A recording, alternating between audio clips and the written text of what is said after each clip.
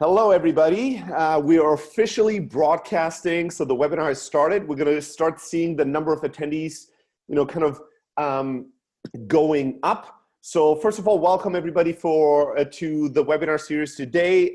We're pumped to have you with us. I'm going to run you quickly through what to expect from today's webinar, and then we're going to get rocking and rolling very, very soon. First, you might be wondering, why is there one person in this panel that only shows a beautiful image versus streaming video? Ryan Robinson. Ryan is the mastermind behind the webinar series. He's the reason we're all here together. He's managing the webinar in the background, and he's going to be mostly active in the chat session. I get this all the time at webinars where somebody at some point will ask me, why does nobody allow Ryan to speak? Right? So I wanna explain to people that Ryan is in the background kind of running the show and organizing everything for us. What we're gonna do today is, there you go, and there's some video from Ryan. What we're gonna do today is very simple. We're gonna do, the first part of the webinar is gonna be a panel, where we're gonna share some experiences, tactics, and high-level thoughts on terms of how to be more successful with your sales emails. And the second part, and the most important part of the webinar, is going to be your Q&A. So here's how this is going to work. There's a button in Zoom that says Q&A. At any point in time, as we're speaking in this webinar, if you have a question, click that button, please, and write out your question in there, right? If you write your questions in chat, the problem is that because there's so much activity in chat, we're never going to be able to find these questions and really go through all of them. So if you really want your questions to be answered, always click the Q&A button, write it in there, and I promise you we're going to try our best to go through every question and give you an answer and help as much as humanly possible. I think in chat we're already seeing people chiming in from where in the world they are, and this is how we're going to get started with this webinar. I'm going to do a quick intro of the people on the panel. I know Dustin had a few connectivity issues, but boom, now he's here, so that's beautiful. Hey. We haven't even started officially, so your timing is perfect. So Yeah, what we're going to do is, no worries. What we're going to do is a quick intro of the panelists. They're going to tell you who they are, maybe where they are first, since this is such an international crowd, where in the world you are, who you are, and why you care about email, why email is something you're passionate about. And once we've all introduced ourselves, we're going to jump in and rock and roll. Don, do you want to be the first to do the honor? I would love to. Thanks so much. Hello, everybody. My name is Don Irwin. I am calling you from beautiful San Francisco, California. I currently am the head of revenue at Mixmax, and I'm extremely passionate about email. I've been in corporate America sales for 30-ish years now, and email is, for me, a way of communicating with people at scale and a way of communicating with people in different time zones and industries and everything. And I'm very excited to be here. Awesome. Thank you, Don. Colin, you want to go next? Yeah, sure, man. Thanks for having us on here. My name's Colin Stewart. I'm dialing in from Vancouver, British Columbia. Sorry, Jacqueline, this is the real Vancouver. I see a couple people from Washington on, so I gotta throw my barbs there. Why email? I'm the co-CEO of Predictable Revenue. So technically, I'm the co-CEO of a book about cold email. I got my start. We've been running this for about 6 years together, or 4 years together, but I've been doing this for 6 years. I'm here, where I am today with a team full of, 30, we bootstrapped our company to 30 people, all because of a cold email. We can get into the story if it's relevant, but yeah, that's me. Awesome. Yeah. Colin's partner, Aaron Ross, coined the term cold calling 2.0, which was a smart way of reaching out to large companies through a cold email. So yeah, you guys have done fantastic work in that realm. Dustin, you're next. All right. Yeah, sure. So I'm Dustin Crawford. I'm with Intercom, which is an end-to-end platform for live chat.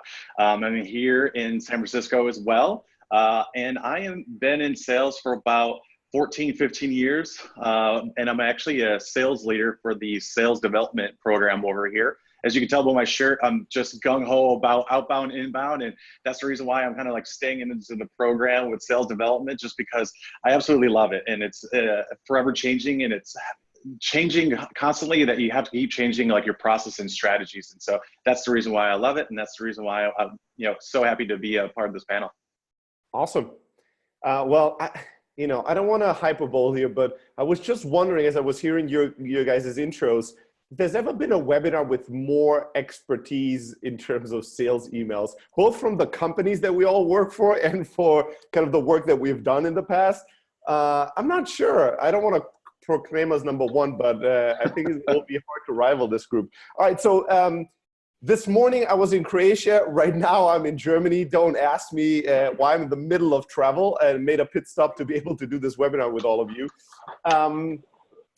I'm one of the co-founders and CEO of a company called Close.io. We're an inside sales CRM, email automation, email sequences, sales emails are a big part of the software that we've built, along with a bunch of other things. And I personally have, my entrepreneurial superpower has always been sales in one way or another. And sales emails have played a massive part in my life, in my career, from hiring incredible people to raising millions to closing incredible deals. The good that email has brought to my life can't be measured in just dollars and cents. So I'm passionate about email. And this is how we're going to start the panel. This is one of my first questions, because I really don't want to talk too high level, right? Is email dead or not? Well, let's look at some stats. People still opening emails. I don't want to waste any of our times on some very high level stuff, because I assume if you're in this webinar, you're sending emails and you want to get better at it, right? You're just already decided that email is something that you need to do. You just want to know how to get better at it. And that's really how I want us to get started. I'll flip the switch real quickly, because sometimes you can do a lot of good by avoiding some really big mistakes versus just doing things really excellently.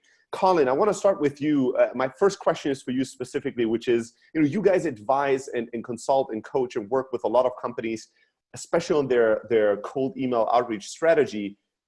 What is kind of one of the biggest mistakes that companies do today, sales teams commit today when it comes to their email strategy? Something you see over and over and over again. And if we can just stop one team from doing this, we made the world a better place. What's kind of one thing that pops to your mind instantly? It's kind of the first thing that comes to mind is really, it's kind of a combination, right? It's you're emailing the wrong people with the wrong messaging, right? I think the number one mistake I see is founders, CEOs say, "Hey, salespeople, here's what we sell. Go sell some shit." I can swear here, right? That's yeah. Okay. Are you kidding? Yes. Feel comfortable to speak as natural as you want. I thought Ryan might be sitting there on the buzzer, or we might have a 5-second delay or something. I know you've got a reputation, but I wanted to make sure I was good. I think I find it, I know it's, ironic, because I'm the CEO or co-CEO of this company, and we sort of, we've asked the same of our sales team. But I think the biggest mistake is coming from leadership is saying, go sell some shit. I don't care to who, but this is our product. This is kind of who we sell to, and go. And they don't document, essentially from your senior management, you need to be getting a list, like almost down to a list of, here's your top 100 accounts. Here's your top, 200, 1,000 accounts. Here's the sort of the bottom of the, tier 1, tier 2, tier 3 accounts. Instead of just saying, okay, this is who we sell, why don't you sales teams go figure it out?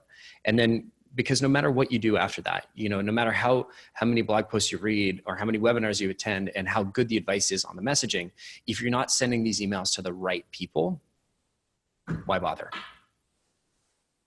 Yeah.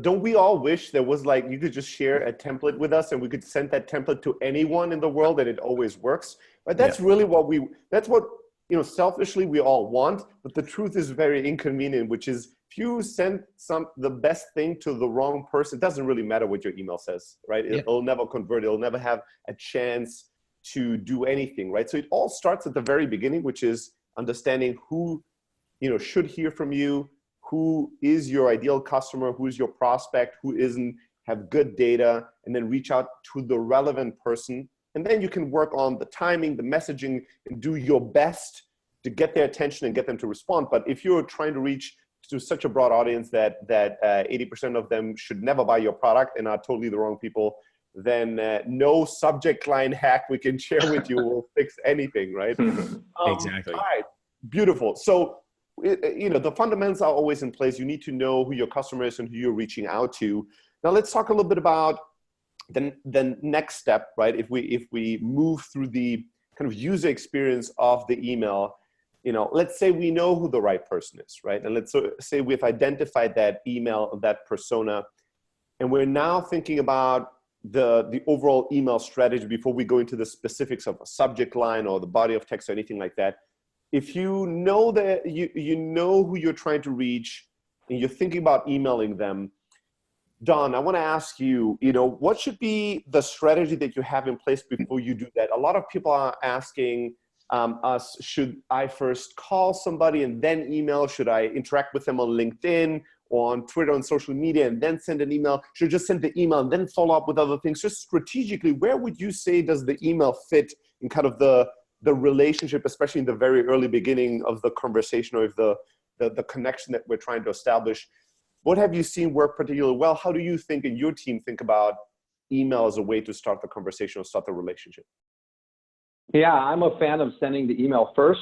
Obviously, if you know who you're talking with, you have an opportunity to send emails out at scale. And at least then as you make that next follow-up phone call, it gives you a discussion point, following up based on the email that I just previously sent you. And adding on to what Colin had said previously, from the persona-based, I think that first initial email, I think a lot of companies get really caught up in KPI, and you have to do so many of this and so many of that. And if I think you manage too many teams to KPI numbers, people get email burnout, phone call burnout. I think when you're sending a first email to a group of people, taking a little bit of time and doing some research on who the company is, what they do, the person that you're specifically sending that email to, and making that email outreach as personalized as you possibly can, gives you your best chance of getting a response and a reply. And it comes across a lot more that you've done your homework and you understand more specifically who you're trying to reach out to. Yeah, I can piggyback off of that, right? So I think the first and foremost thing is obviously send out an email. I would also include in a LinkedIn outreach, right? So I wouldn't put a note, I would just add them. So that way you're just getting your name out there before you actually make that phone call, because it goes to their personal email, now it's going to their work email, they've seen your name.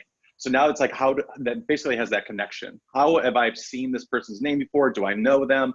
And then they kind of like start to like double think, oh, I got that email, I forgot about that, right? So kind of going through like your homework beforehand. Obviously the persona is like a big thing, like Colin said, but I would also just kind of, what your technology is something better than what has been previously in place. So you find those laggard technologies and you kind of start to like build up that strategy. What are they using? What have we won against before? And then you start to like formalize, oh man, there's a common theme. This technology is a laggard and this is how we won previously. So you actually already know the pain of that particular person that you're going to outreach to. So that way you're starting to like formalize your personal outreach, kind of like Donna was saying, right? Because then you take something personally, maybe you find on their LinkedIn, but then you also have what their pain points have been. Can I add one piece of context from on what I said? When we're talking about sales channels, I totally agree with Dustin, totally agree with Don. The only context I'd add is when you're thinking about channels, you want to think about, is this my top 1 customer, right? Is this on my top 10 list? Is it on my top 100 list? Is it on my top 1,000 or my bottom 10,000? Right? That's going to dictate the sort of channels that make sense, make financial sense for you to invest in. That's going to, where you can actually warrant to spend the right amount of time. I know people for their top 10, they've taken their top executives on, because we're talking like $1 million deal. They flew their executives to some mountain where they raced Ferraris, and they probably spent a couple $100,000 on that event. Would I do that for, my prospects? No, I'd lose money every, hand over fist if I did that. So it's all about sort of calibrating to, what is the dollar amount that we expect to get out of this account? Okay, what can we afford to, and what channels can we afford to invest in for these levels? Yep, very, very good point. Thanks for double clicking on that. And then let me just say, you might be losing all your money if you race Ferraris with all your customers, but you'll lose it in style, right? I mean, there's something to be said about that. All right, so. First of all, lots of questions. Like, this is already an amazing crowd. I had a sense for that. For the ones of you that didn't hear me earlier or joined a little bit later, please use the Q&A button. There's a Q&A button in Zoom. Click that one and write your questions in there. In chat, when it's going to get lost, we're not going to be able to look through chat and parse through it and try to pick and choose your questions. Please use the Q&A button at any time to ask your question. Then we'll get to them very soon, actually. So I want to ask, one question quick to the group, and whoever feels most passionate, you should grab the question and run with it, which is the point of personalization, right? So there's a lot of talk about it. Obviously, a lot of us are building technologies that allow for a certain level of automated, emailing at scale and emailing at personalization at scale to a certain degree. But I really want to get practical and tactical here, because a lot of times the thing that I observe is that people overcomplicate things, sales teams overcomplicate things, they go too fancy, too crazy, and they think we're not converting people to customers, so personalization is going to be the weapon, the hammer that's going to fix that problem, right? Instead of thinking about it as like a more sensitive instrument that can really enhance something, but it's not going to solve all problems as like the one all be all. So what are some best practices when it comes to personalization, or what are some don'ts that people should avoid, things that a lot of companies are trying and failing with? Does anybody feel strongly have some strong data examples that you want to share with the group? Yeah, I guess I can kind of leave with this one. So some of the things that I've seen because of Sandler, it's like, hey, we work with so-and-so company and we've been able to increase their revenue. Everyone is saying that. It's kind of lost its touch, if you will. So that's where you got to really be personalized and understand, like I mentioned before, about the technology, and really understand like technology that are currently using and the pain points that go along with that, and try to get some validation somehow, some way internally to get like a champion. I think that way it actually leads to revenue conversation. I know how they make money. I know the system that they have. I know basically if they change, it'll be more efficient for them to make more money. So I think that's really how I personalize things and have my team personalize everything that they do. You could do it at scale, or you could do it really specific if you're actually calling and you're poking around to like managers to try to figure out what those specific pain points are. So yeah. Beautiful. Thank you so much, Dustin. So here's I see so many good questions. I'm keeping an eye on all the Q&A questions that are coming in, and they're just too good. I think we're going to launch into the Q&A part of the webinar a little earlier to be able to really address all of that. But the last question I want to ask before we go into Q&A mode, and again, anybody click Q&A at any point, write down your question, we'll get to it. Is maybe have everybody here before we go into Q&A share kind of like three tips specifically on now the craft of writing the email, right? From subject line to intro to call to action to anything else that you can think of. Maybe just like 2 or 3 tips that you find to be best practices that your sales teams are using and seeing great results, or your client sales teams are using and seeing great results. And then you're like, I know that if you do these things, you're going to be in a really good spot. Always welcome to hear counter examples, right? I always love to tell people not just what to do, but what not to do or what to avoid. So if there's like 3 things you absolutely hate and that drive you crazy and that kill the conversion and success of an email, happy to share that. I'm going to start with you. We're going to go Colin, Don, and Dustin, kind of top 3 things you want to share about writing the email part, specifically how to do that better. Gotcha. I think my favorite place to start, and this comes from, I haven't done formal Sandler training. I've done a bit. I've done some Miller Hyman stuff, which is sort of how I grew up. And I remember an old mentor of mine, when I was trying to figure out, scripting for cold calls and how to talk to customers, he said, just stop selling. Take a week off.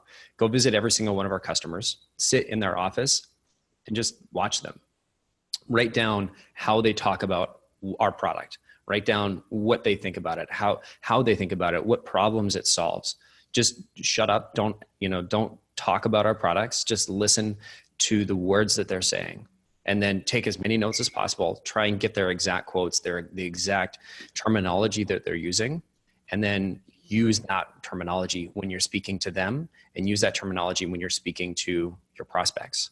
And that's had a massive impact on me, because I find it's so easy to get, talking about, especially when you're selling software, you got some really cool features. Everybody wants to talk about AI. Everybody wants to talk about, the UI is great and this and that. But at the end of the day, people don't really care about the UI. They don't care about AI. They don't care about any of the features. They care about what it's going to help them achieve. And so the 2 things that I really pulled out of that was, 1, let's try and sell to them, or let's have a conversation with them, selling or not selling. Let's have a conversation with them in the language that they're using. So let's adopt their terminology, and that's going to help us resonate. It's going to make sure that there are fewer, there's less packet loss between, you know, when I send the message and they receive the message. So I think that's the first biggest one. And then really it's talking about, in cold email, the challenge is you want to get their attention really quickly. And then you want to convince them that this is something that they should spend more than 10 seconds on, right? You want to, they open your email and they're immediately going to hit that archive button. So how do I quickly convince you not to hit that archive button? And I like to think about it, what I like to think about is how do I get them to that magic moment? How do I show off that beautiful moment in my software, in my service, in whatever it is that I'm doing that they're gonna be like, damn, that's the reason why we pay our invoice every month. I love that, right? It's that aha moment, that goosebump moment where the customer's just like, yeah, I love paying your invoice every month because X. How do I communicate that in a line or two, in a GIF, in a video, in a whatever it is? How do I get to that? And it's really going to depend on what the product is and what that magic moment is. But it's how do I communicate in their language? How do I show off that magic moment as early in the process as possible? Because the later you put it, you know, the less likely it is that they're going to see it. So I want to get that as upfront and personal as possible. You can't always jam a GIF in the subject line. I think that'd be great if you could. It'd be like the most effective, you know, method for like a week. And then everybody be like, I'm sick and tired of my subject line box being like this big. Screw you, Colin. So. Beautiful. All right. Thank you, Colin. Don, you're next.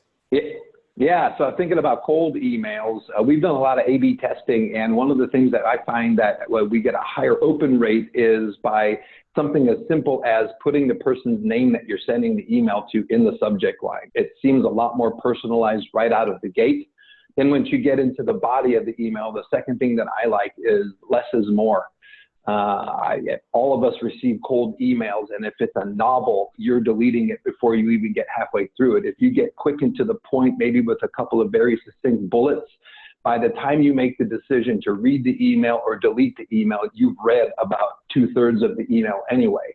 And the final thing, and kind of, following up with what Colin said, I'm a fan of rich media inside of the email. We use a lot of polls here. Just, is this something you're interested? Yes, no. It's a very quick, draws your eyes specific. If it's a cut and paste of the solution, or if it's a cut and paste of some success that we've had, or an email success reply that we got from one of our customers, this is how we could help you. Something short, sweet, to the point, and some rich media in there. That's just something a little more exciting than just boring text, is what we find very helpful on our end. Yeah, awesome. That's all great stuff.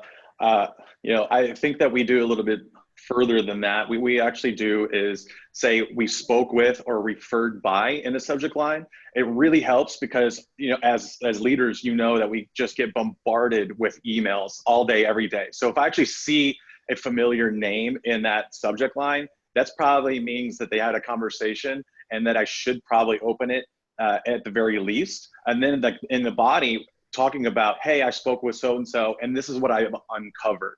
So that right there gives you the credibility for them to read even more of what you have to say. And so we've been finding great success, you know, using that format. Sweet. Good stuff. All right. So here's the fair warning. I've been like glancing over the questions, trying to like organize them in my mind. There's a lot. We're going to have to be really sharp to try to even attempt to get through all of them. And then there are some questions where it's like, this is something like everybody will want to chime in. Like I already had to like force myself to be like pushing me out of answering most of these because I feel so passionate about, I have something to say about this and I need to share it. So we're going to have to be somewhat disciplined, gentlemen, here to attempt to finish this. Also, fair warning, you know, I said every question goes. You people can ask anything you want, but then we're going to answer anything we want, right? We have some say in this. Some of the questions that you ask are so fundamentally open that it take us a whole hour and would not be done, right? So, you know, how do I fix my business? How do I understand who my customer is? It's a very big question that needs a lot of nuance to be useful. And if we just brush over it, we might as well not answer it. So I'm going to try to really go to the specific ones and see if we can be useful. All right. So the first one, I'll throw it to you, Dustin, because I think you're the most interesting person, at least, to answer this, I think, is Chat versus email. Somebody asked, is email dead? Is chat taking over the role of email? What do you think, Dustin? What are your experiences there? Sure, no, I appreciate the question. So I think live chat is obviously a great forum. I think that people have different communication styles and you just never know which one that is. So for email, obviously it's just kind of get your name out there. You can even put a live chat link in there. So you could tell them, hey, when you're ready to have a conversation, I'm here at any point in time. But you can also like forward a lot of your emails to your live chat inbox. So that's one of the greatest things, that you can just kind of condense all that. I just think that for live chat, just in general, it's two different beasts, right? So you have live chat that these are people who are coming to your site because of marketing efforts. They don't feel comfortable anymore leaving a filling out a lead form. So those are the people that you want to capture. They're just in the discovery phase, if you will, nurturing, as we call it for like in the marketing standpoint. And then we have just emails. Emails for outbound is one of the best tools to just kind of do it at mass. And so it's difference between live chat, people are already knowing about your product and services, just probably looking for some questions, versus email, they have no clue who you are. So you kind of have to do both. And then now we're starting to see more and more texting. You know, there's a lot of different things that you're trying to do. You have to do it all in a cadence, just because, like I said, you never know what communication style is going to work. Beautiful. Thank you so much. All right. The next question I'm going to take, which there's like 5 or 6 people that ask the same question, basically. Is shorter better than longer? Yes. Shorter is typically better than longer, right? Whatever the length of your email is, if it's longer than a few sentences, format. Don't assume people will read everything, because they don't. You don't deserve all of their time. They've never heard of you. You don't have that social capital to demand people read word for word everything you've written. People want to scan and quickly figure out who you are, what you want, and what to do with this. So make it easy for them, right? The easiest way to get your email deleted is to send like a 4-page thing unformatted. Right now, instantly going to delete you, because my assumption is you don't respect your time and my time. So this could never be a good relationship for the both of us. So please keep your messages short, because you don't deserve a lot of their time in the beginning of the relationship. If you have to write a little bit more formatted, please don't do super long emails. That's that. All right, next question is, do you call? Can I hit on that one real quick? So yes, a good test of this is send it to yourself, and if you read it on your cell phone, and if it's taking you too long, or if you have to scroll, it's too long. So it's a good check. You mean, Dustin, that we're gonna have to use the golden rule? Don't send emails you would not want to receive yourself? That's actually a beautiful rule in general, right? How many of the emails that you're writing would you ever want to read yourself? And this comes, I think this is a good hack for user experience. Like, we send emails because we have selfish needs. I need to hit my quarterly numbers. I need to prospect. I need revenue. But we need to understand that we also need to hit the recipient's needs, and their needs need to be hit first, right?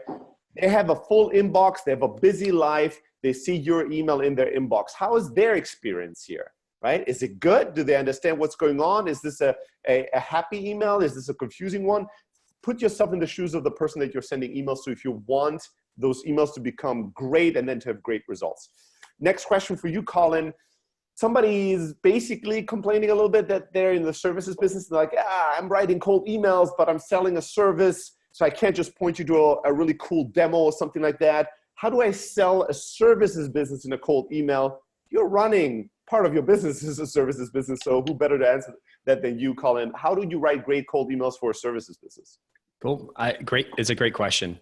I think the challenge that every services business has is differentiation, right? If you're another dev shop and you're saying, oh, we have the best Ruby guys, or our team knows Angular better than anybody else. These are all easy to replicate, there's so many people that can also say these things, right? And unless you literally have guys that are on the Rails core team, or you know what I mean, like that literally wrote the code that everybody's using, it's going to be really hard to differentiate that. So one is like, what is your differentiator, right? With a services business, it makes it hard.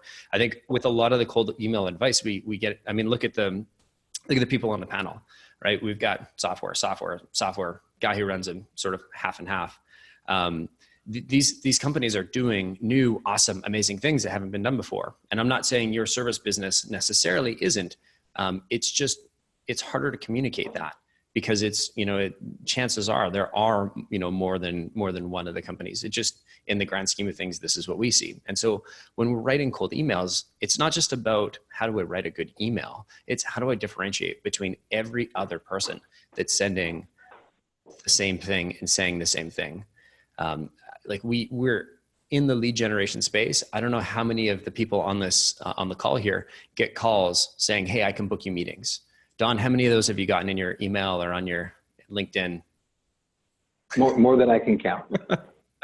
I get those emails. I'm the CEO of a company that does that. And right. I get so many of these untargeted. And so like, there's just a massive amount of people that are also saying the exact same thing. And so the thing that you need to be aware of is, how do I stand out? Is just accept that this is the normal, right? This is the bar. As a services company, the bar is higher for us, because when we communicate what it is we do, it's not always totally differentiated from, okay, this is the first time I've been able to chat with my customers, through my website, or the first time that I've had, great email templating in Gmail, or that I've had a CRM that my salespeople actually like using, right? Like those are some pretty strong differentiators, and I'm sure I butchered all three of them, but it sort of gets to the essence of like what I understand and what that level that you're communicating in an email. And so that's the level that we need to get to, is how do we effectively communicate that differentiator?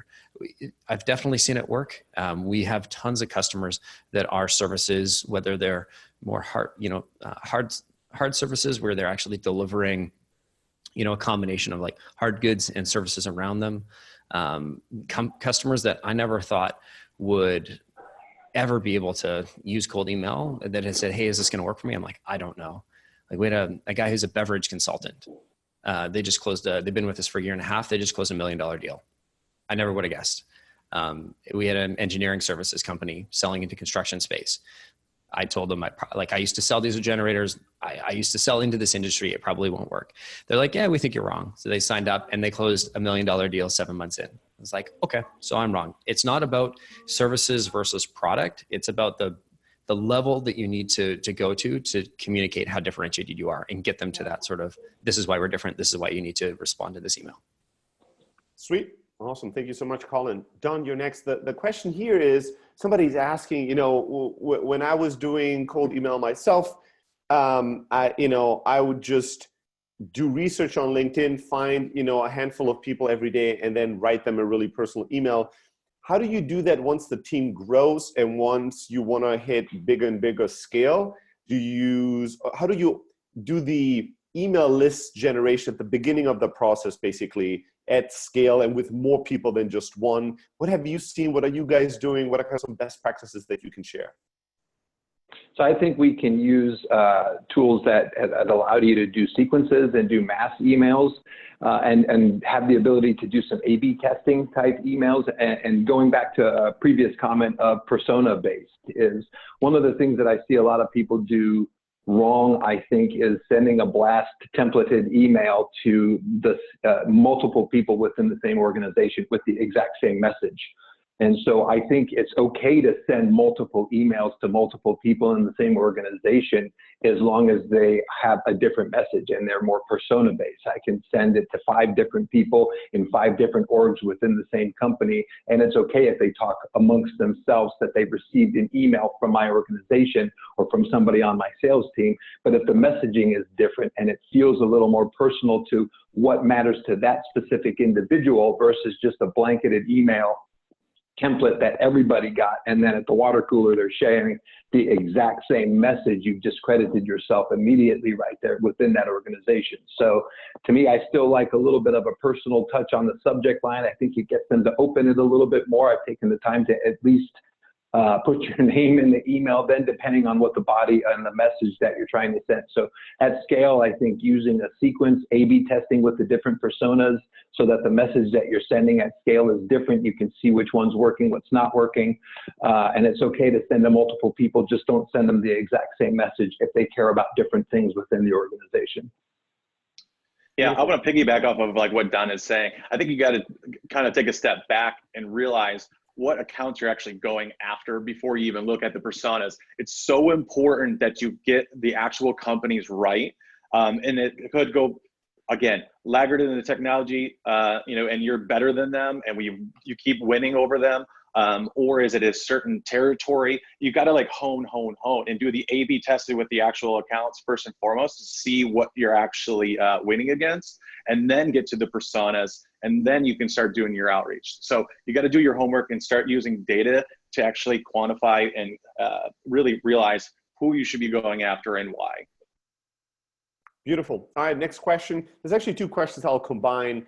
One was, what's an effective way to write a follow-up email? That person is using the "have you seen my previous email" a lot, and they feel quite basic. And then somebody else was basically asking, how does everybody feel about using humor in emails? Stelly has written about the Cookie Monster GIF in follow-ups and stuff like that. So I'll combine these two things.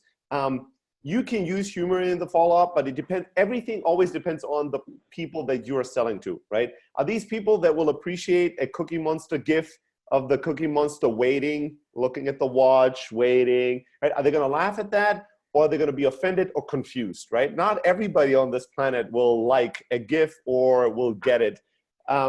So it really depends on who your audience is, if you should use humor or not. And it depends on you, how humorous you are and how bulletproof you are with your funny lines and your funny GIFs, right? If you've seen a lot of success, please go ahead and keep using it.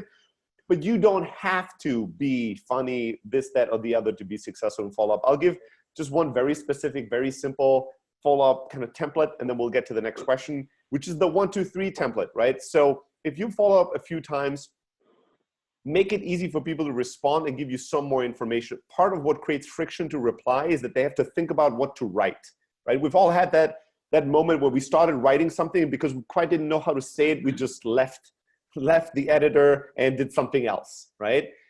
So a simple email template is just to give people 3 options. Tell them, hey, I've tried to get in touch with you a few times. It's probably one of 3 scenarios what's going on right now. Scenario number 1, you've already chosen somebody else. Scenario number 2, you're still in the market, but you just need a little bit more time. You want me to check in again. And scenario number 3 is something else, or some people will use humor in that. Maybe you've fell down, broken your leg. I need to call 911. You can't get to your phone or something. Just hit reply with a number, 1, 2, or 3, and I'll know what to do next, right? And people, that usually has a very big response rate in many areas, because people both appreciate the thoughtfulness of it, and because it's so easy to click reply and give you a number versus writing a whole sentence or a bunch of sentences about why they haven't responded to you yet. All right, enough of that. The next one that I want to throw out there is email subject lines. Colin, I want to throw that one to you. People ask, what are some best practices, or what's some good is there some 1 or 2 good examples that you have that you are willing to share with people? Yeah, there's only one really good subject line that is ever going to work, and I'm not going to share it with you. All right, moving on. Well, you can get in touch with predictablerevenue.com. We got one secret subject line. There you go. If you fill out the form on predictable revenue, Colin might give you that subject line for payment, right? Yeah, exactly. You got to buy the book. It's a $60,000 book with like 1 page.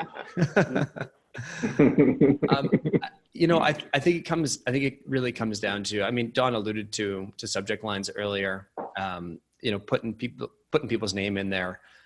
You either want to go a personalized approach, right? Because if you think about your content, the message sequence that you're sending should tell the story. The subject line is the sort of the description of the book, really. Here's why you should read the rest of this. Like we've talked about personalization, personalizing that, if that's the level that you're engaging at, is a great one. Otherwise, short and simple. One of my personal favorites that I really like and I find really effective as I've used it as a follow-up template. I've used it as an initial. It all has to fit in the story. Quick question, right? It's nice. It's short. It generates curiosity. It doesn't ramble on for 5 minutes like I do. Beautiful. All right.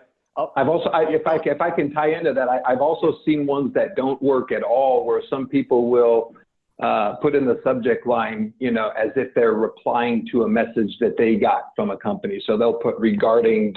semicolon and then answer something, or forward, semicolon, and the person that you're sending that mail knows that they never sent you anything, and that just comes across a little sketchy. And so I would avoid doing subject lines that are a little misleading, that you're replying to something that somebody never actually ever even sent you.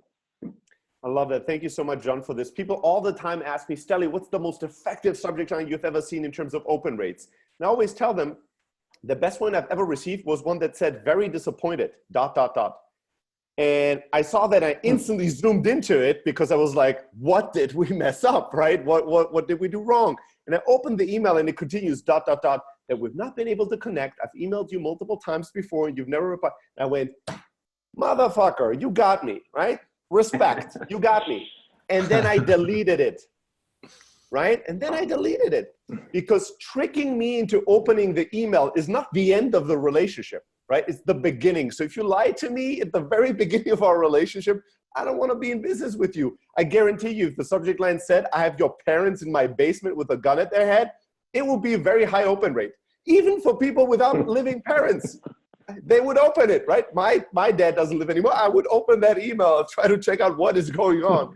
But that doesn't mean that that's going to lead to anything productive, right? Don't over-optimize. Don, Colin, Dustin, you guys have all said it in one way or another. Don't over-optimize for a certain number and forget why we're doing this in the first place. Just to get a big open rate, that is not the end goal at the end of the day. So thank you so much, John, for bringing this up again. All right, with that out of the way, so here's a question, Dustin, for you, which is the question of intervals, right? People are wondering, what is the best time in between emails? Should it be, a day, 2 days, a week? Is there some kind of a magical formula? How would you, if you're following up, if you're sending multiple emails to somebody, and let's assume in this scenario, they're not responding instantly, how do you time email one from email two? What are kind of some best practices that you've seen? Yeah, it's always like the magical question, right? It's like how often and what to put in there. So I think one of the biggest things that you want to do is obviously be more aggressive in the first 2 weeks. And then it starts to trickle off from there. But you want to sprinkle in a little bit of everything else, right? Phone calls. And so what we do is we basically send out an email, add them on LinkedIn first and foremost. That way you're getting your name out there, phone call. 2 days later, then you want to follow up with another email to ensure that they got that. The same time, what we do is actually go to LinkedIn and just ask them like, hey, I sent you an email. Did you happen to actually review that? Because a lot of times, as leaders, we're getting so many emails that we probably just didn't even see it or even open it. So a respectful time is to, actually ask them 2 days later in an email, hey, did you happen to review this? But also go on to LinkedIn as just another avenue. I don't use LinkedIn as another email source. And I know that a lot of people are actually doing that. So I just wanted to just say like, hey, don't use that necessarily as, another email. Because if they ignored you once, then they might be ignoring you twice. So use it in a different format. And so we're just trying to follow up on, phone call or voicemail that you left, and also follow up from your previous emails that you sent. So that's kind of like how we conduct it here. And I've actually seen it work pretty well that way. Nope, you're on mute there, Stelly. Happens every time, at least once. I'm glad it wasn't me to do it first. Yeah. Of course. All right. Thanks to you for helping out here. Don, the next question is for you, and that relates to Christopher's question, which is not so much about tracking the open rate, but tracking how many times somebody opened. How valuable is it to see this recipient open it 12 times? Sometimes there's crazy numbers, 69 times opened, and people go, wow, this email circulates in the organization like crazy. Or just open twice or once. Like, what is the value of that? Have you seen any patterns, any best practices, any advice or insights to share on like how meaningful it is if an email is being opened a lot of times by the same person or with the recipient or a few times? No, that's a great question. And internally here, my sales team, we have a rule set up that if anybody opens our email on at least a third time, that we get a Slack notification sent to us that so-and-so has opened your email a third time. And maybe they forward it on to somebody. To me, it's clear that if they've opened the email up multiple times, there is clearly some interest there. And I absolutely get that this entire webinar is about optimizing emails and everything. But for me, it's as soon as I get a notification that somebody has opened my email at least 3 times or forwarded it on to multiple people, and those individuals have opened it, now I've got either one person opening it more than 3 times, or I've got 4 or 5 people opening the email once, based on a forward from somebody that I sent the initial email to. I'm picking up the phone and calling those people because there's absolutely some interest going on there. And as quickly as I can get to where does the interest lie, then obviously the knowledge of knowing how many times people has opened your email or forwarded is extremely useful. Beautiful. Thank you so much. Awesome, Don. Somebody in chat and not in Q&A, please hit Q&A to ask questions. But somebody mentioned that, open rates and click rates, all these numbers can sometimes be misleading. They're not, perfect science. And I just want to double click. That is true. Just because somebody opened something many times or even opened it at all doesn't mean that you have a complete picture of context, intent, and all that. But there are strong indicators, right? That will not always be true, but many times be true. So just wanted to comment on that. Colin, yes, you want to say something or double click on this point? Just really quickly, from a technical perspective, Google also changed the way Opens works about a year ago. So now almost any email you send to a Google Apps account, a Gmail account, will get opened. And you won't see those getting opened multiple times anymore, because what's happening is Google's loading those images on their server. And so you're not pinging those. And so if you are seeing those multiples, chances are it's either being forwarded around or it's an Outlook account. It's just something to think on, because they change that. And if you're seeing your numbers drop or numbers change, that's just one thing that you should be aware of. That actually brings up a good point. Just kind of like talking about the validity of these emails. Google is ever changing. And if you actually have one email in your batch that you're sending out that is not a valid email anymore, your open rates, because they're going to be going to junk, is going to decrease significantly. So just make sure you use like a validation tool before you even send anything out. I think that's like one of the biggest things that we have had to overcome as well here. For sure. Google changed a whole bunch. A year and a half ago, they moved their spam filter from Postini to the new AI-based one, which is better and worse. You'll see your friends' emails, your colleagues' emails ending up in your spam box. But what they're looking at is they'll take strings of text that they have seen in emails that ended up in other people's junk, rightly or wrongly, and then they'll start putting those emails in the spam folders as well. So it's something you need to be careful of, especially if you only have one main email that you're sending out. If you keep sending out that one template, and you're never changing it, your emails are going to end up in spam way faster than even if you're just making small modifications. Yeah. Go ahead, Justin. No, they're great points. Just be careful also with like links and GIFs, just because a lot of, especially if you're going into enterprise realm, the security levels are super high. So if you actually have, any type of image or link and you've never actually sent them something before, it might go to their spam or junk.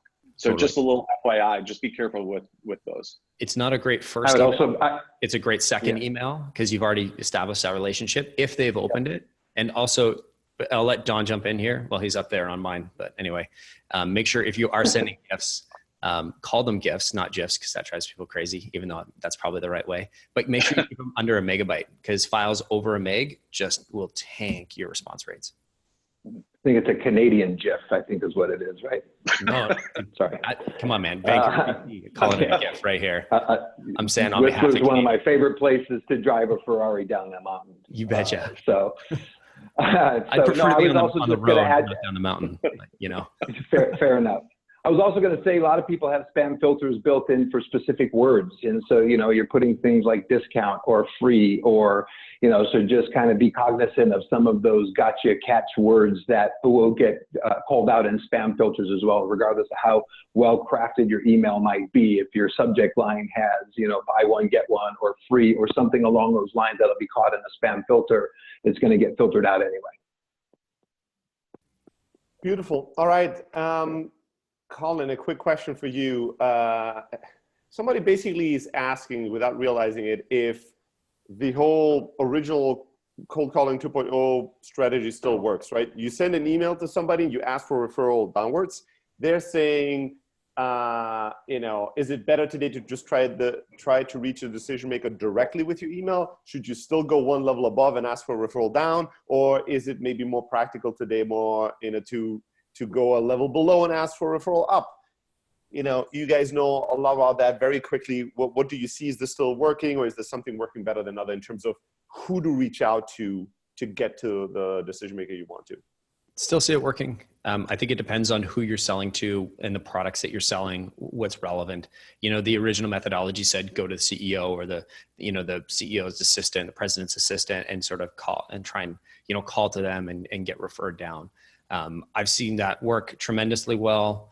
I've seen, going the direct approach where you're being, you're skipping the middle person because you say, you know what, I know who the right person is. I'm just going to go right to them. I see that work as well. If you're really working the account and you want to give yourself a great the best chance of getting in. I've also seen people, and this is not me. This is my buddy Phil Keen. He was on our podcast. We talked about this, but he was talking about going top down and then going bottoms up.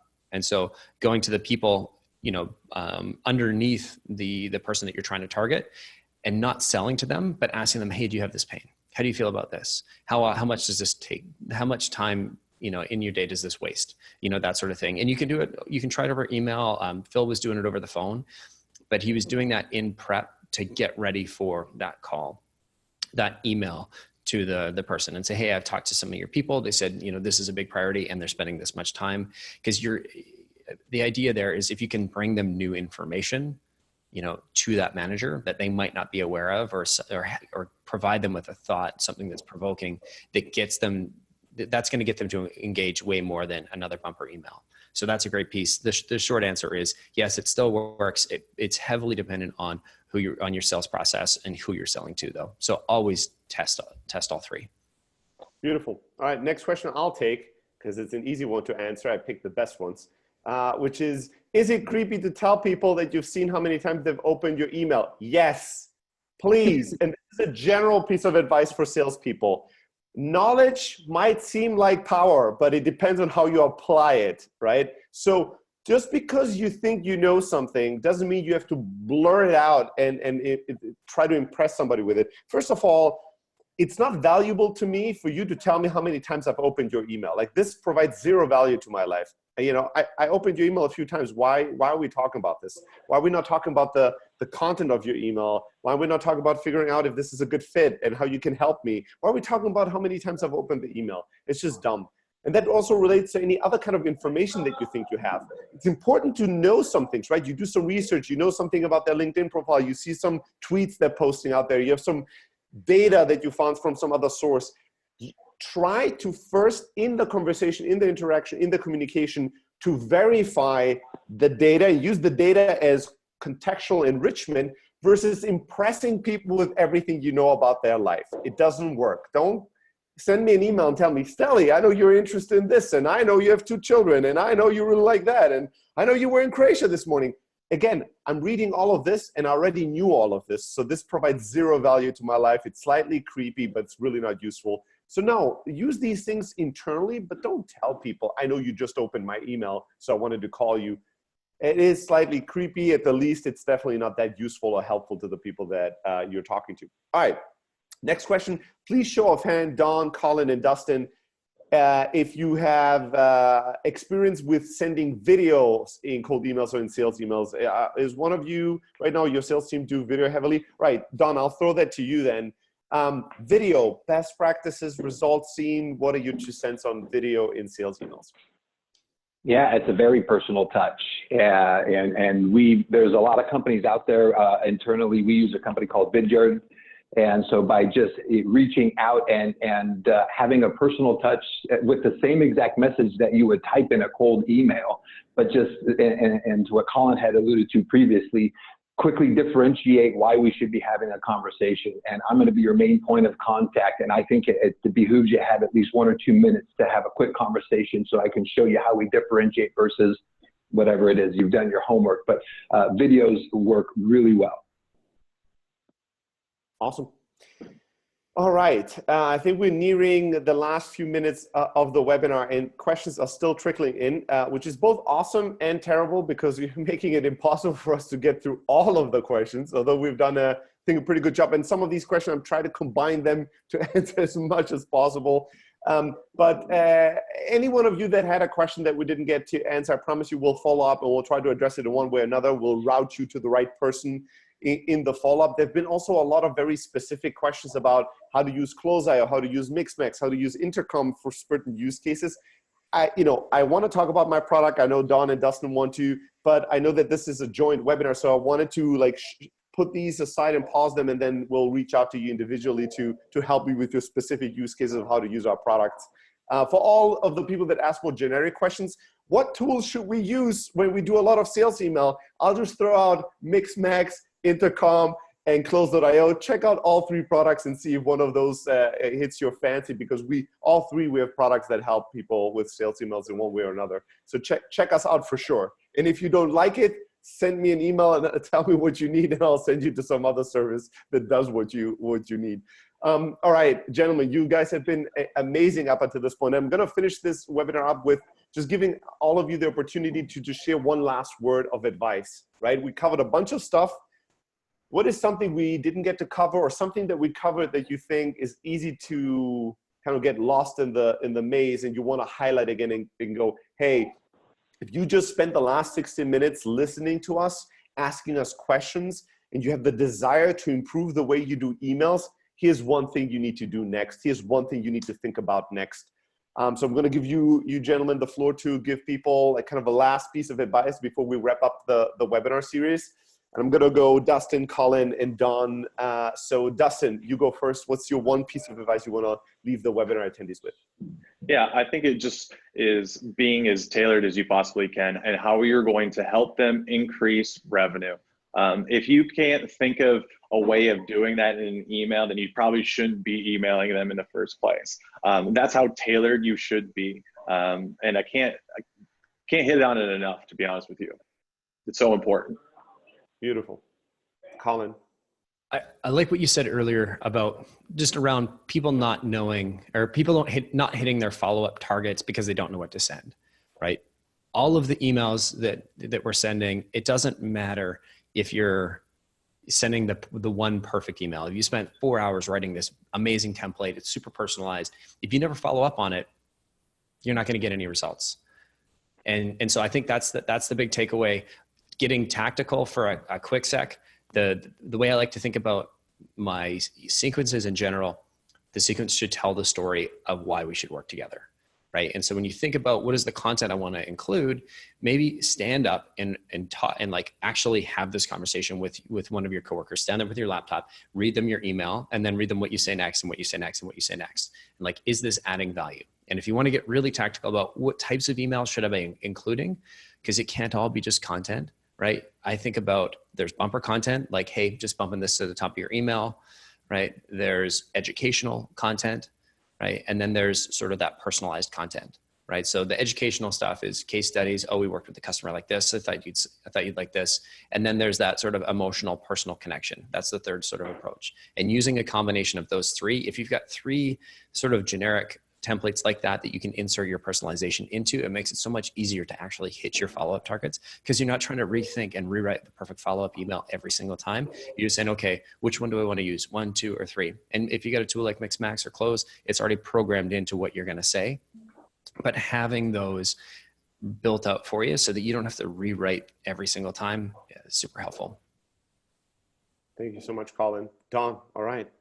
Yeah, I'll make it short, sweet, and succinct. Early on in the beginning of the call, we talked, is email dead? I mean, there's so many other tools and there's so many other vehicles and communications to reach out and communicate with people these days. Don't stop emailing. It is not dead. Get smarter about how you do it, but continue on. Push on the good fight. Amazing. All right, yeah. I think lately I had a discussion with Heat and Sean. We determined that good email might be in trouble, but great email is more well in the life than ever before, right? Because it's so rare to get a great email. No matter how many emails you get, the great ones always stand out. So work towards that. Don, Colin, Dustin, thank you so much for your time, your expertise, your passion for the subject. For all of you, thanks for your amazing questions. And I know a lot of people have been asking this in chat. Yes, you're all going to get a recording that you can rewatch. We're going to try to reach out to you with some of the questions we didn't get to address. And if you want to share it within your teams, the video is going to be available to all of you. Thank you so much for joining us. And let's make the world a better place by writing better emails, sending better emails to everybody. Thank you so much. This is it from us. Thank you, everybody. Thanks, Sally. Thanks, everybody. Bye-bye. Thanks. Bye.